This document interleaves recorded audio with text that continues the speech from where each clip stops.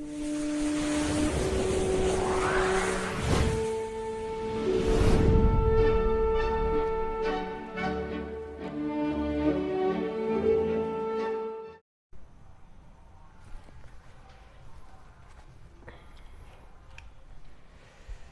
बच्चों, कैसे हो आप सब। मैं गौतम गुप्ता। आज इस स्टेट ऑफ मैटर के लेक्चर सीरीज में हम बात करेंगे Dalton's law of partial pressure और ग्राहम्स लॉ ऑफ डिफ्यूजन। इन दोनों टॉपिक्स के साथ साथ हम इसके क्वेश्चन आंसर भी कराएंगे इसी लेक्चर में। तो क्लासेस शुद्ध केमिस्ट्री क्लासेस। तो मैं गौतम गुप्ता, चलिए शुरू करते हैं।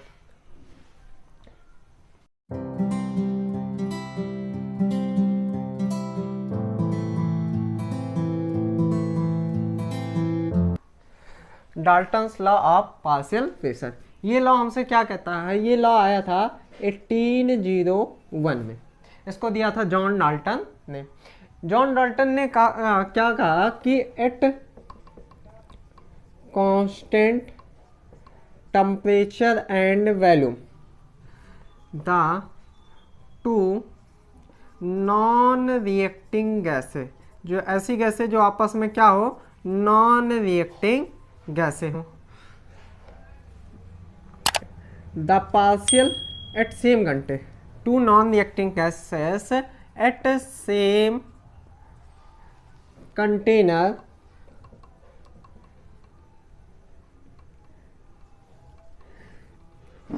The pressure exerted on container wall is equal to sum of all gases partial pressure। ये था जॉन डाल्टन का लॉ। तो जॉन डाल्टन का लॉ कहता क्या है, at constant temperature and volume the two non reacting, two या more then to भी कह सकते हैं, हो भी जितनी भी गैसें होंगी वो क्या हो, आपस में नॉन रिएक्टिंग हो। जैसे H2, He, नियॉन, आर्गन, या कोई भी ऐसी दो गैसें जो आपस में क्या हो, नॉन रिएक्टिंग हो, एट सेम कंटेनर, एक ही कंटेनर में रखी गई हो। द प्रेशर एक्सर्टेड, जो प्रेशर अपने कंटेनर के वॉल पे लगा रही है वो is equal to sum of all gases, जितनी गैसें उस कंटेनर में है, टू या मोर देन टू, जितनी भी गैसें हैं, partial pressure, sum of the all gases partial pressure, उनके पार्शियल प्रेशर के सम के इक्वल में होती है, equal to sum of gases of partial pressure. अब देखते हैं, जैसे एक हमने कंटेनर में H2 गैस ले ली और दूसरे कंटेनर में हमने Ne गैस ले ली। अब कांस्टेंट टेम्परेचर एंड वॉल्यूम, अब इन्हीं दोनों गैसों को एक में रख दी, H2 और Ne, इनका मान लेते हैं प्रेशर P1 है, इनका P2 है। तो इनका जो प्रेशर होगा, total pressure PT is equal to PT equal to P1 plus P2। मतलब इन्हीं के जो ये इनमें नियॉन हमने भर दिया, H2 गैस भर दी, इन्हीं के जो पार्शियल प्रेशर है, अब पार्शियल प्रेशर हम कहते किसी हैं, जो ऑर्डिनरी प्रेशर होता है इसका, जब ये अकेले हों, एक ही कंटेनर के अंदर एक ही गैस हो और वो गैस उस कंटेनर के वाल पे जो प्रेशर लगा रही है उसको, उसका ओरिजिनल प्रेशर के वही प्रेशर जब उतनी ही गैस किसी मिक्सचर सॉल्यूशन के अंदर कंटेनर के वॉल पे जब प्रेशर डालती है, उसी को हम इस फॉर्म में कहते हैं पार्शियल प्रेशर, जब वो मिक्सचर के फॉर्म में होती है। और जब अकेले होती है तो उसका ओरिजिनल प्रेशर हाई है, तो इसको हम कहेंगे पार्शियल प्रेशर। तो सम ऑफ पार्शियल प्रेशर के इक्वल में होता है।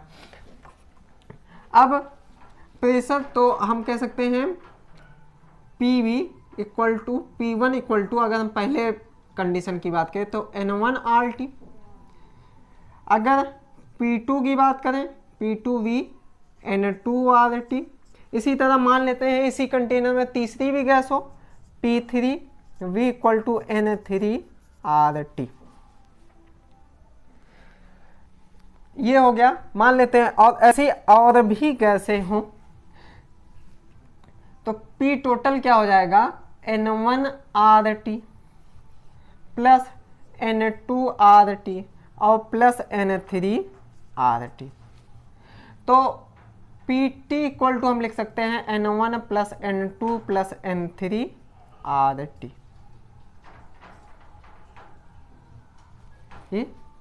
अब इसको हम कह सकते हैं, ये फार्मूला नंबर आपका इक्वेशन नंबर 1 हो जाए, ये इक्वेशन नंबर 2 हो जाए और यही इक्वेशन नंबर 3 हो जाए। ऐसे और इक्वेशन बनेंगे और इनको इक्वेशन नंबर हम 4 मान लेते हैं।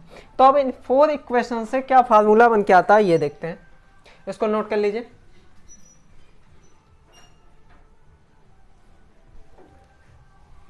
चलिए नोट कर लिए।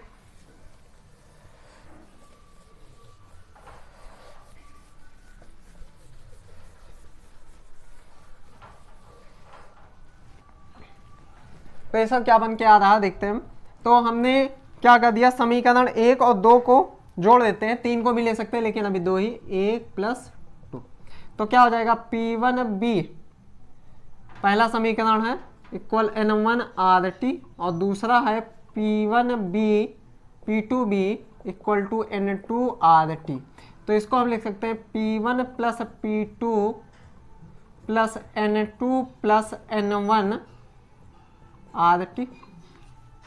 कब, जब दो प्रेशर एक्सल्टेड हो और नंबर ऑफ मोल्स उनके भी अलग अलग हो, तब इस फार्मूले का यूज करेंगे। दूसरा हम कह सकते हैं फर्स्ट डिवाइडेड बाई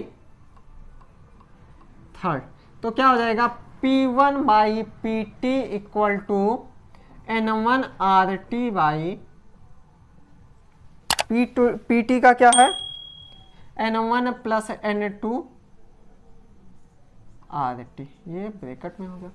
अगर टेम्परेचर और यूनिवर्सल गैस कांस्टेंट ले लें तो एट कांस्टेंट देन क्या हो जाएगा, P1/PT equal to N1/N1 + N2। अब N1/N1 + N2 को हम लिख सकते हैं N1/N1 + N2 इक्वल टू हो जाएगा आपका X1 या जो भी गैस है आपका वो मान लीजिए, इसके मोल फ्रैक्शन के इक्वल में N1/N1 + 2।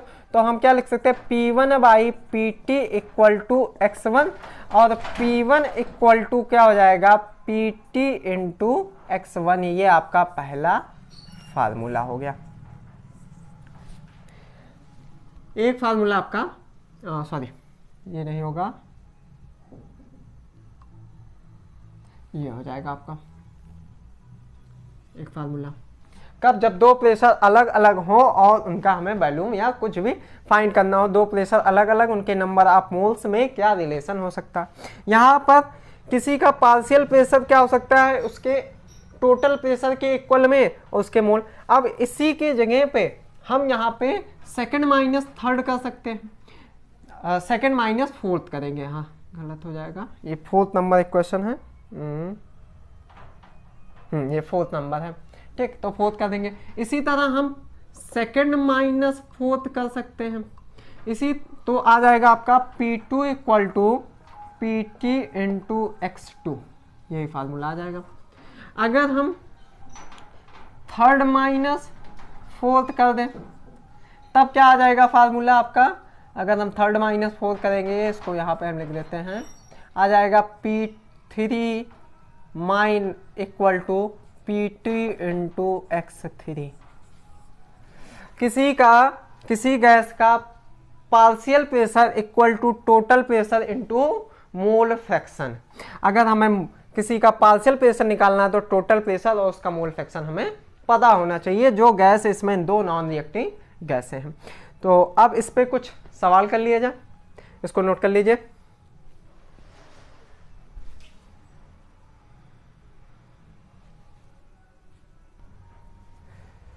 अब आपका सवाल पहला ये है, पहला क्वेश्चन है, a mixture of gases including 65% N2 and 15% O2 and 20% CO2. The pressure of 760 Hg is जो तो आपका क्या है, ए मिक्सचर ऑफ गैसेस। तो उस मिक्सचर ऑफ गैस में 3 गैसें हैं। पहला आपका है N2, दूसरा है O2 और तीसरा दिया गया आपका CO2। द प्रेशर ऑफ 760, इसका टोटल प्रेशर हमें PT दिया गया है 760। Find the pressure of each gas, कह रहा है find the pressure of each gas. Each gas का जो प्रत्येक गैस है उसकी प्रेशर निकालना है, या फिर हमें वही दूसरे शब्दों में कहा जाए तो पार्शियल प्रेशर हमें कह रहा, क्या कह रहा, पार्शियल प्रेशर। तो पार्शियल प्रेशर क्या का फार्मूला क्या होता था, P पार्शियल हम यहाँ लिख सकते हैं equal to PT into P, यहाँ P ऑफ ए गैस लिख दे और यहाँ पे partial pressure of A equal to total pressure of into G type. तो पहला हमें दिया गया है 7, यहाँ PA दिया गया है PT इंटू जी टाइप। तो PA आपको निकालना है PO2, P पहले आपका N2 निकालना है, N2 equal to P total आपको कितना दिया गया 760 गुणे आपको जीटा ए यहाँ 65% दिया गया है उसका, तो 65/100 कर देंगे तो ये आपका आ जाएगा 494 mm ऑफ Hg। इसका पार्शियल प्रेशर किसका हो जाएगा, N2 का। इसी तरह आप O2 का और CO2 का निकालिए।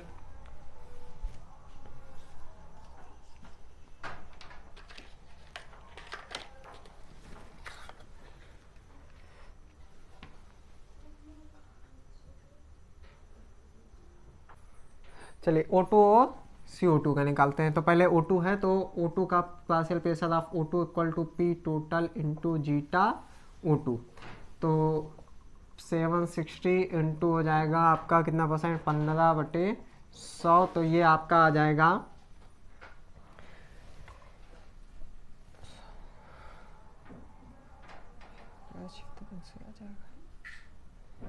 154 mm ऑफ Hg, सॉरी 114।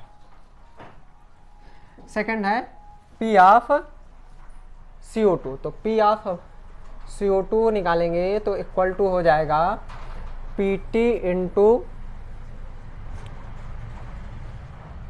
कितना CO2 जीटा CO2।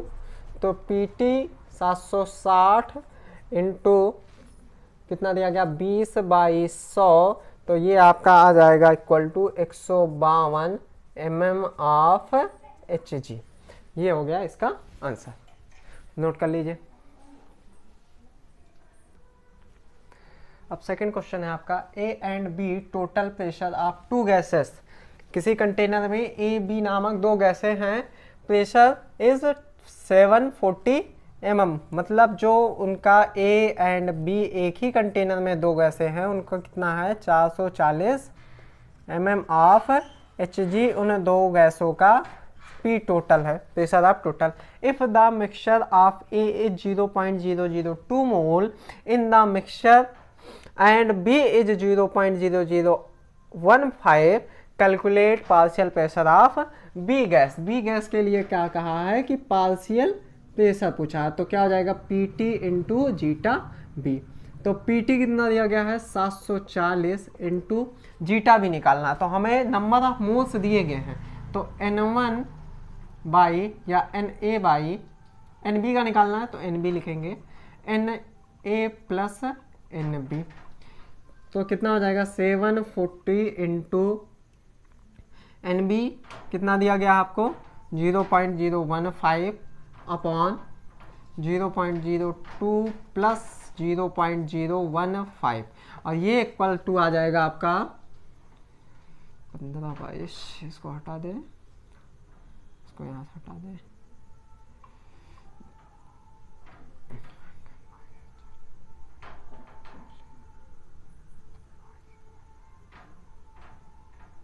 ये आपका आ जाएगा 300 ATM। कैलकुलेट कर लीजिएगा आप लोग खुद से भी एक बार, लगभग 300 ATM इसका आंसर आएगा। नोट कर लीजिए क्वेश्चन।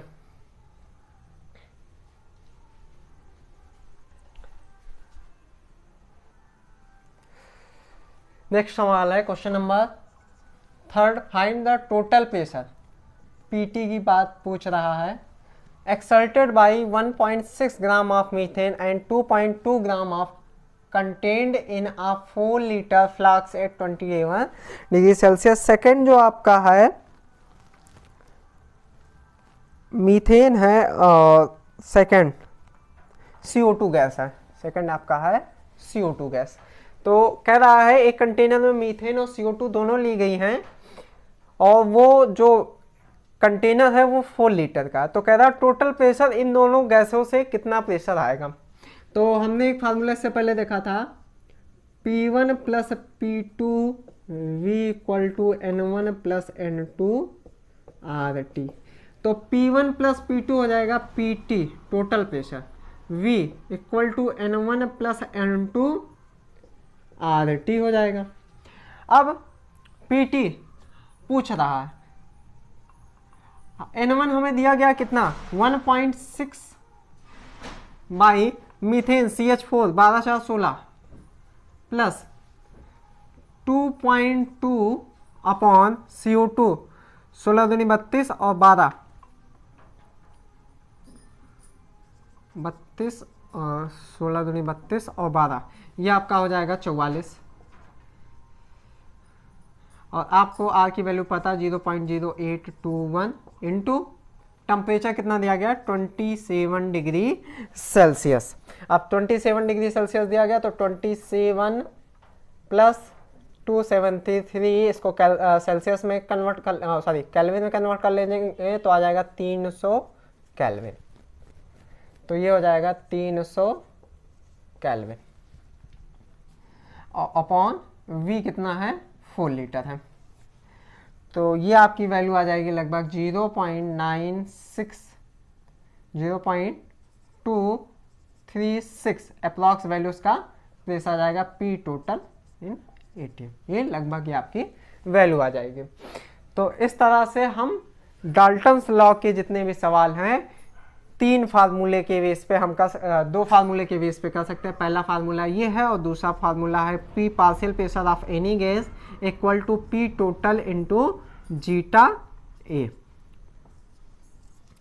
इन 2 वैल्यू के ऊपर से हम कोई भी सवाल हो इनमें का हम लगा सकते हैं डाल्टन्स लॉ का। अब चलते हैं नेक्स्ट लॉ की ओर है ग्राहम लॉ।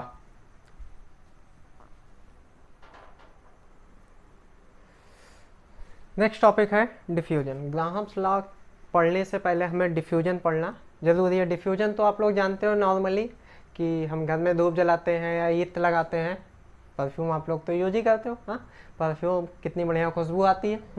तो वो डिफ्यूजन है। This ability of a gas mix spontaneously and to form a homogeneous mixture is known as diffusion. मतलब कह रहे हैं कोई भी मैटर जो स्पॉन्टेनियसली मिक्सचर बना ले, मतलब कोई एक जगह पे हो और किसी दूसरे गैस के साथ, यहाँ गैसेस की बात की जा रही है इस चैप्टर में, तो एक गैस किसी दूसरी गैस के साथ मिलके कोई तुरंत मिक्सचर बना ले तो उसको कहेंगे हम डिफ्यूजन। डिफ्यूजन मतलब क्या हुआ, आपने इत्र अपने पास से लगाया है, आपके चारों तरफ का जो एरिया है गैसेस का उसमें इत्र नहीं है, वो उसके साथ मिलके है क्या बना दे रहा, अपना एक मिक्सचर बना ले रहा, तो उसको हम कहेंगे डिफ्यूजन कहेंगे। जैसे इंक हो गई, इंक को आप पानी में डाल दीजिए, रंग को पानी में डाल दीजिए तो थोड़ी देर बाद वो घुल जाता है उसमें। हाँ, तो वो क्या करता है, वो एक जगह ना ठहर के पूरे मिक्सचर में घुल जाएगा। तो इस प्रोसेस को हम कहते हैं डिफ्यूजन, हिंदी में कहेंगे इसको विसरण। सेकंड है effusion. It is a process in which a gas is allowed to escape फैलना under pressure through a fine or फाइस or small aperture made in the wall of closed container. कह रहे हैं किसी क्लोज कंटेनर में एक छोटा सा छेद, कितना, बहुत ही ज्यादा छोटा हो, और उसमें से गैस को क्या हो कि escape मतलब उड़ने का मौका मिले, उससे बाहर निकलने का मौका मिले। कब, जब ये कंडीशन कब हो, वेरी टाइनी होल से हो, बहुत छोटे होल से ही डिफ्यूजन की कंडीशन हो तो उसको हम डिफ्यूजन कहते हैं। जैसे आपका ही जन्मदिन हो, हाँ, तो आपने कुछ गुब्बारे फोड़ने के बाद बचे रह गए आपके। सुबह देखते हो कि वो इतने बड़े होने के बाद इतने हो जाते हैं। धीरे धीरे क्या होता है, उनमें फ्यूजन की कंडीशन होती है, या आपके टायर, आपकी साइकिल के टायर में क्या होता है, कुछ समय बाद क्या होता है, धीरे धीरे हवा निकलती है और वो आपके टायर में हवा कम हो जाती है, तो वो प्रोसेस को हम इफ्यूजन कहेंगे। जबकि हम धूप जलाते हैं, परफ्यूम लगाते हैं, उसकी खुशबू जो हमारे इन्वायरमेंट में स्पॉन्टेनियसली फैल जाती है, उस प्रोसेस को हम इफ्यूजन कहेंगे। तो डिफ्यूजन और इफ्यूजन के लॉ के ऊपर ही ग्राहम ने जो लॉ दिया था, ग्राहम्स लॉ ऑफ डिफ्यूजन और इफ्यूजन हम कह सकते हैं। तो इन्होंने कहा eight constant temperature volume and area, क्या कहा, temperature volume of and area, the rate of diffusion of a gas, rate of diffusion of a gas is directly inversely proportional to the root square of the density। उसके density के क्या होगा, inversely proportional root square के equal होगा। ना हम कह सकते हैं R1 प्रोपोर्शनल टू 1/d। अब D1 कह सकते हैं किसी एक गैस के लिए। अगर मान लें कि दो गैसें हों तो हम क्या कह सकते हैं, R1/R2 equal to under root D1 D2/D1। Inversely proportional, इसके इन्वर्सली प्रोपोर्शनल, ये इसके इन्वर्स पे, जैसे हम कह सकते हैं R2 प्रोपोर्शनली 1/D2। तो इन्हीं दोनों दो गैसों के एक साथ रेशियो हम निकालें तो R1/R2 equal to under root D2/D1। अब हम हम जानते हैं PV इक्वल टू nRT, हाँ, और D इक्वल टू जानते हैं PA/अंडर रूट TM। अभी प्रोसेस आया कहाँ से, इसको देख लेते हैं, इसको नोट कर लीजिए, फिर मिटा दें इसको।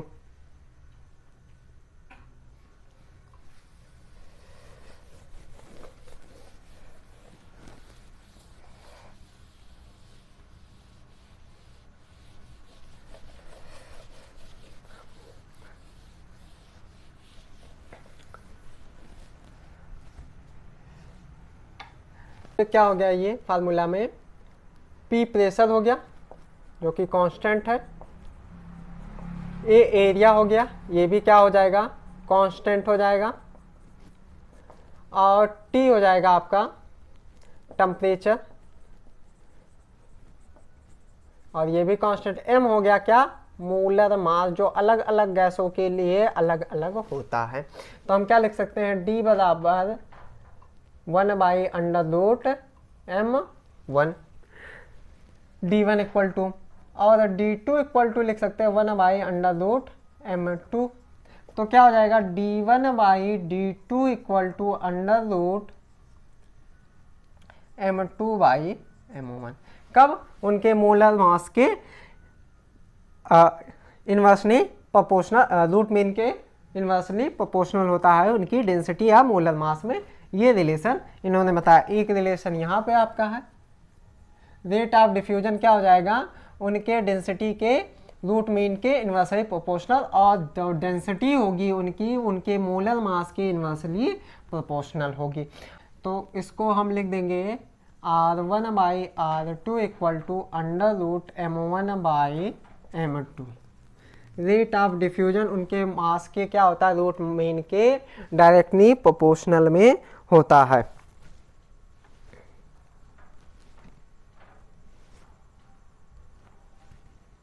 सॉरी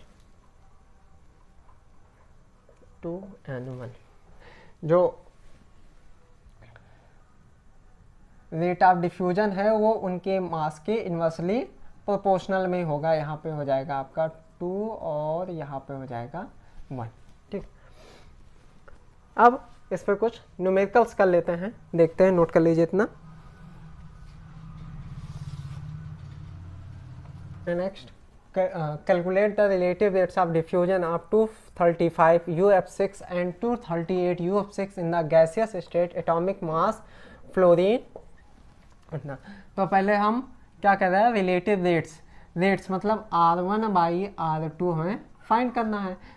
मास दिया गया है तो R1 बाई R2 का हो जाएगा M2 बाई M1। तो M2 निकाल लेते हैं, पहले M1 निकालते हैं। M1 क्या हो जाएगा, UF6 का 235, तो 235 प्लस 6 इंटू 19 ये आ जाएगा 352। और नेक्स्ट है M1 का, तो UF6 238 ये हो जाएगा 238 प्लस 6 इंटू 19, ये आपकी वैल्यू आ जाएगी,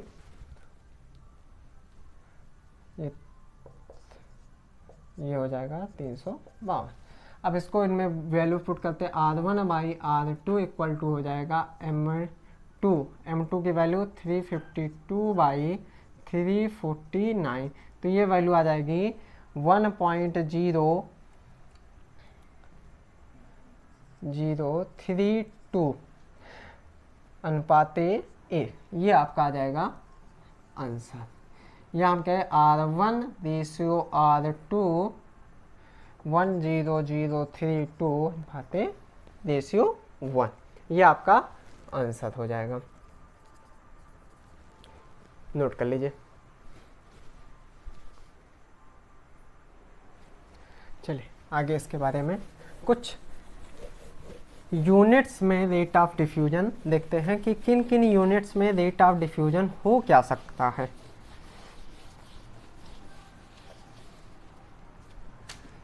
तो rate of diffusion is equal to volume of gas diffused बटे टाइम टेकन। ये हो जाएगा कि कितनी गैस डिफ्यूज हुई, तो volume of gas, rate of diffusion कितना था, तो जितनी गैस डिफ्यूज हुए कितना उसने उस डिफ्यूजन में समय लिया, वही उसका रेट ऑफ डिफ्यूजन हो जाएगा। अब इसकी unit different rate of diffusion ROR in different unit. तो पहला हम देख लेते हैं in term of time. In term of पहले हम देख लेते हैं वैल्यू। तो rate of diffusion ROR equal to हो जाएगा वॉल्यूम ऑफ गैस डिफ्यूज्ड बटे टाइम टेकन। ये तो हो गया एक गैस के लिए कि R इक्वल टू V बटे T, ROR इक्वल टू किसी एक गैस के लिए। अब दो गैसों के लिए क्या हो जाएगा, R1 स्मॉल आर रहेगा, small R1 by R2 equal to V1 T1 by V2 T2 और इक्वल टू हो जाएगा under root M2 by M1। ये तो कहते थे R1 बाई R2 को under root inversely proportional to M2 by M1। अब इन टर्म ऑफ सेकेंड देख लें, in term of number of mole diffused, कितने नंबर ऑफ मोल डिफ्यूज्ड हुए उनका रेट ऑफ डिफ्यूजन क्या हो जाएगा, तो ROR number of mole diffused time taken, कितना उन्होंने समय लिया, तो ये हो जाएगा N1 बाई T1। दो गैसों के लिए तो R1 by R2 equal to N1 by T1 equal to N2 by T2 और इसी को इक्वल में लिख देंगे √m2 बाई m1। ठीक, कि हमने कोई डिब्बा लिया, उसमें मिक्सचर ऑफ गैस भरे हुए हैं, उनमें हमने इसमें टाइनी होल किया। होल करने के बाद ये देखते हैं कि कितना वॉल्यूम निकला। तो कितना वॉल्यूम निकला, उनका रेट ऑफ डिफ्यूजन क्या है, तो कितना समय लिया उस वॉल्यूम को निकलने के लिए, जितना वो वॉल्यूम उस कंटेनर में से निकला उसने कितना समय लिया, वही उसका रेट ऑफ डिफ्यूजन हो जाएगा। मोल के टर्म में तो कितने नंबर ऑफ मोल्स निकले, उन जितने भी तरह की गैसें उसमें भरी हुई थी, और उसने कितना समय लिया उन मोलों को निकलने में, तो वो उसका रेट ऑफ डिफ्यूजन हो जाएगा, ROR हम कह सकते हैं। तो वो हो जाएगा R1 बाई R2, इसको N1 by T1 by N2 by T2। तो इतना नोट कर लीजिए। एक थर्ड आपका इससे और है, number of in terms of distance travel, note कर लीजिए इसको। चलिए नोट कर ले।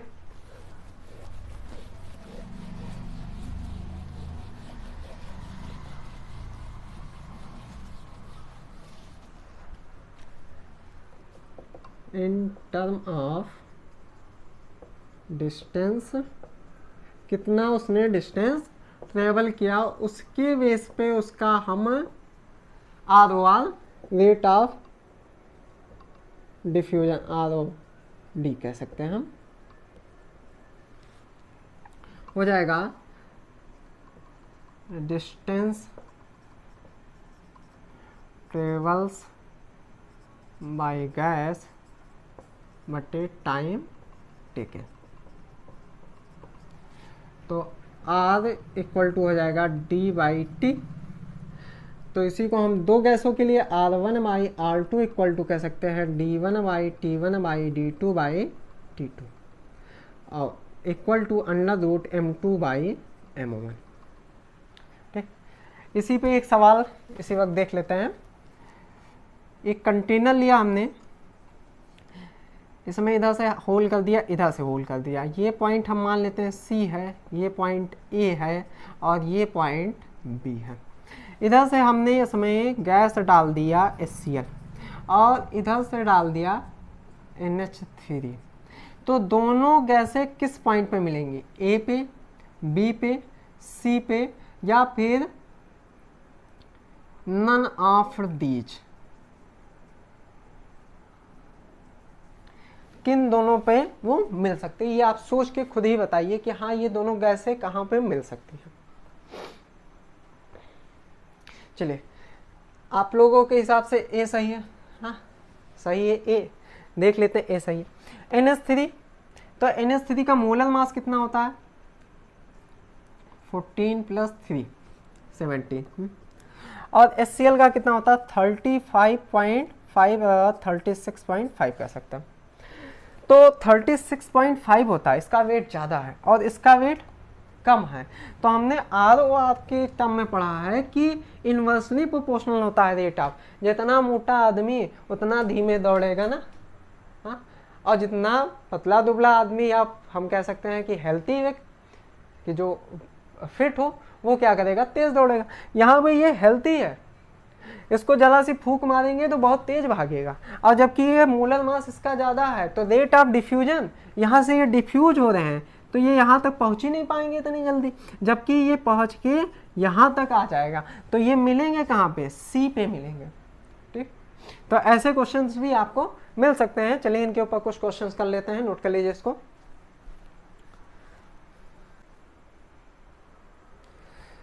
क्वेश्चन पूछा है if vapour density of O2Cl2 is 16 and 36। ठीक, डेंसिटी दिया गया D दिया, find the ratio of rate of diffusion in proportion of their different motion. Motions में मतलब R1 बाई R2 में इनका रेशियो क्या होगा, तो √D2 बाई D1, यही तो होता।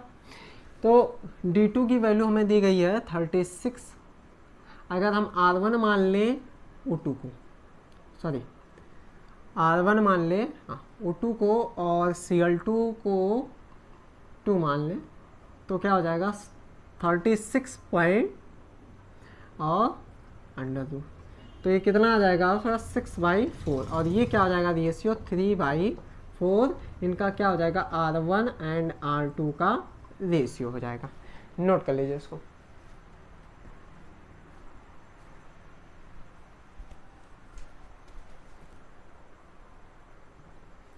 नेक्स्ट क्वेश्चन है आपका 25 ml of H2 is diffuse in 50 second. ठीक, in same condition how much time the 20 ml of O2 is diffuse. तो इसके लिए फार्मूला लगाएंगे R1 by R2 equal to V1 by T1 upon V2 by T2 equal to हम कर सकते हैं under root M2 by M1। ठीक, तो हमें क्या निकालना, हमें रेट टाइम निकालना T। ठीक, तो ये बाकी रेशियो हमें V1 दिया गया है, कितना V1 पहले लिख लेते हैं 25 ml ऑफ, तो 25 H2 का क्या हो जाएगा मास M1 इक्वल टू हो जाएगा 2 और V2 दिया गया है हमको 20 ml और दूसरी गैस का नाम नहीं दिया गया, अननोन U लिख देते हैं। M2 इक्वल टू हो जाएगा V2 हमें दिया गया है और उसका मोलर मास ही हमें O2 दिया गया है, O2 गैस का नाम है, तो 16 दूनी 32। ठीक, ये हो गया। और क्या कह रहा है 50 सेकेंड, T1 हमें दिया गया 50 सेकेंड और T2 फाइंड करना है। तो हमें इनके बीच में हमें T2 को फाइंड करना है। तो V1 दिया गया 25 बाई कितने में 50 सेकेंड अपॉन V2 दिया गया 20 बाई हमें T2 निकालना है equal to under root 32 by 2। ठीक, तो इसका रेशियो जो आ जाएगा इस 32 बाई 2 का 25/50 को हम 1/2 कर देते हैं और 20/TO2 कर दें। ठीक, T2 को TO2 भी कह सकते हैं, O2 का ही निकालना। ये आपका वैल्यू आ जाएगा 4, तो 1/2 इंटू TO2/20 इक्वल टू 4, तो 4 दूनी 8 और 8 चौक 16,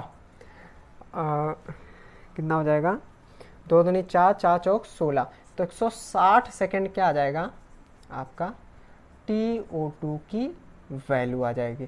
तो आपका 160 सेकेंड लगेगा 20 ml O2 को डिफ्यूज होने में और 50 सेकेंड लगेगा 25 ml ऑफ H2 को डिफ्यूज होने में। तो टाइम आपका हो चला है 41 मिनट का लगभग। तो काफ़ी ज़्यादा आपका ये लेक्चर लंबा हो गया है, समथिंग 41 मिनट का है शायद। तो यहीं पे इस लेक्चर को ख़त्म करते हैं। नेक्स्ट लेक्चर में हम पढ़ाएंगे आपको आइडियल गैस इक्वेशन और उससे रिलेटिव जो उसके Maxwell distribution of velocity of different gases हैं वो उनको हम पढ़ाएंगे। और उसी में आपका अगर लेक्चर लंबा ना हुआ तो आइडियल गैस और रियल गैस के बारे में भी बातें करेंगे। तो पढ़ते रहिए। बेस्ट ऑफ लक, फिर मिलते हैं।